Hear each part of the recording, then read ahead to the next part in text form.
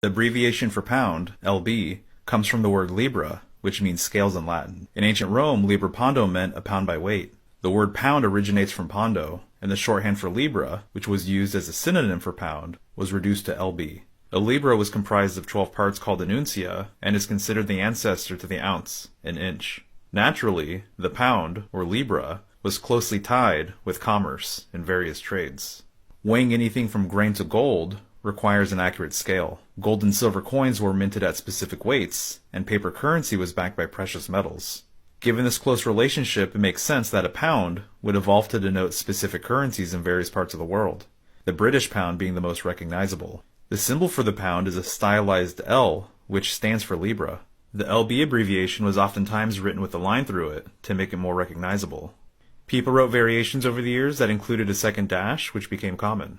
Later on, the bulb of the B was dropped, leaving us with a crosshatch. This is the modern genesis of the pound sign.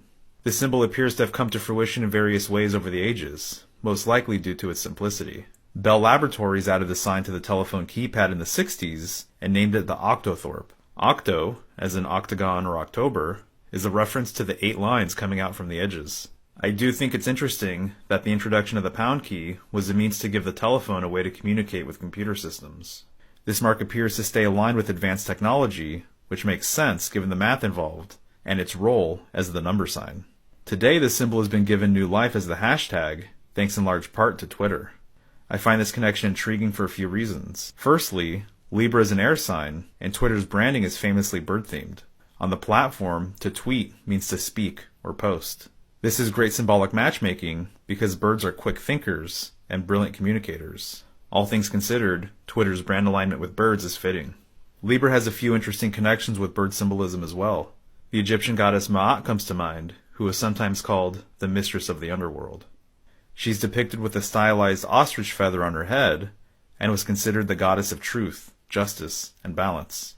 The balance component is most visible in the ancient Egyptian Judgment of the Dead ritual, where Ma'at's feather plays an important role.